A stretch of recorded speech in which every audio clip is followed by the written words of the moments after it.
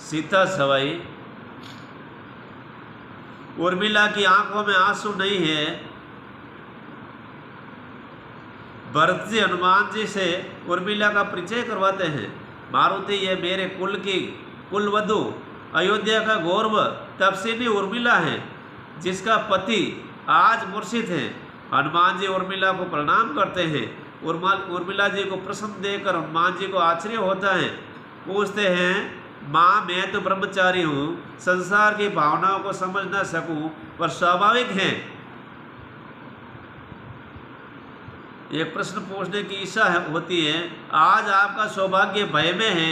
यदि ठीक वक्त पर औषधि न पहुँची तो लक्ष्मण जी जीवित न रहे। ऐसी परिस्थिति में, ऐसे एक वेदना प्रसंग में भी आप क्यों प्रसन्न दिख रही हैं? उर्मिला जी ने इसका बहुत अच्छा उत्तर दिया। मारुति जी, अपने पति को अधिक में पहचानते हुए आप। हनुमान जी ने कहा, आप ही ज़्यादा जानती हो उर्मिला। तो सुनिए, मेरे पति के राम राम में राम जी हैं, इसका मुझे विश्वास है। उनके शरीर में ऐसी खाली जगह कहाँ है कि उन्हें इंद्रजीत का बाण लगे, और बाण लगे तो भी राघव को लगे, मेरे पति को न लगे। चाहे तो इसका प्रमाण दो हनुमान जी। मैं यहाँ बैठी हूँ, मैंने लंका नहीं देखी, पर आप बताइए कि लंका के मैदान में इस वक्त मेरे पति क्या कर रहे हैं और भगवान राम जी क्या कर रहे हैं? हनुमान जी ने कहा, इस समय आपके पति लंका के मैदान में सोए हुए हैं और राम जी रो रहे हैं। तो बस जिसे बाण लगा हो वही रोए, जिसे न लगा हो वह तो आराम से सोए। और हनुमान जी मेरे पति का व्रत हैं कि 14 वर्ष तक सोना नहीं है, वह सतत जागते हैं, वह एक बार सोए, शरीर को आराम दे। ऐसी इच्छा प्रभु की होगी कि कम से कम इंद्रजीत का बाण लगे तो वह एक रात के लिए नींद ले। उर्मिला जी की इस बात सुनकर हनुमान जी बहुत प्रसन्न हुए। बोले, धन्य माता जी, जय, धन्य हैं। अब मैं जल्दी ही पहुँचूँ, सूर्योदय हो जाएगा। तो उर्मिला जी कहती है, मारुति, आप चिंता न कीजिए, दशरथ की पुत्रवधू का सत्य तत्व सलामत है। सूर्य हमारा पिता है। ऐसा पिता होता है जो उदय होने के बाद पुत्र की मृत्यु देखे। हमारे कुल में तो पुत्र विरह में प्राण छोड़ दिए जाते हैं। हमारे पिताजी की इसलिए तो राघव के वियोग में मृत्यु हो गई। जाइए मारुति जी, मैं खड़ी हूँ, अब तब तक सूर्योदय नहीं होगा। धन्य है सूर्यवंश के एक एक पात्र को। बोलो राम जी महाराज की।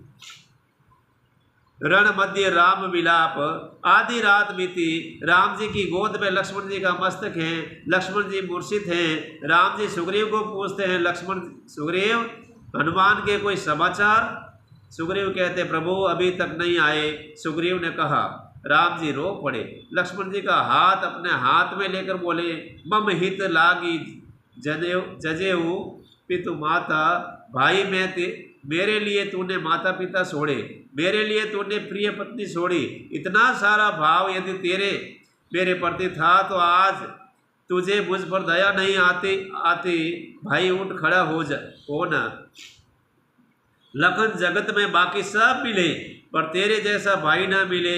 भाई तो खड़ा नहीं होगा तो कल मैं अवध को कौन सा मुँह दिखाऊंगा? अपनी माता के तुम 2 पुत्र हो।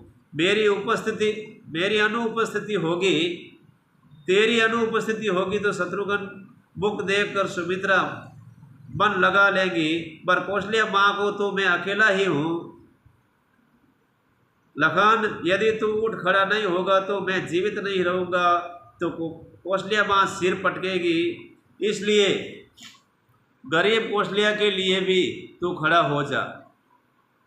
लखन, मान ले कि तू न उठा तो तेरा वैर लेने में रावण कुल का नाश करूँगा और फिर सीता को लेकर अयोध्या जाऊँगा और राज्याभिषेक होगा। लखन, उस वक्त सभी प्रणाम करने आएंगे, तब सुमित्रा उर्मिला को लेकर आएगी और मुझे प्रणाम करेगी, तब क्या आशीर्वाद दूंगा? क्या उसे यूँ कहूँ कि बेटी, इस सीता को पाने में तेरी मांग सिंदूर मिट गया, और जब वह जानेंगी कि उसका सौभाग्य युद्ध भूमि में नेस्त बना नामूद हो गया और उसकी आंखों में आंसू आएंगे, तब लखन में और सीता जीवित नहीं रहेंगे। भाई, मेरे प्रति दया भावना हो तो कोई बात नहीं, पर रघुकुल की तपस्विनी उर्मिला के लिए तो एक बार जाग। लखन, यदि तू नहीं जागेगा तो इस दुनिया में 3 वस्तुओं का नाश होगा।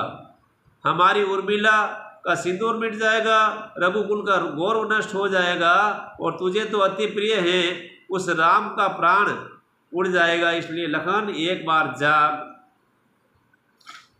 यहाँ भगवान बहुत रोते हैं। राम को रोते देखकर सारा कपिकुल रो उठा। समग्र वातावरण में करुणा व्याप्त हो गई। बोलो राम जी महाराज की।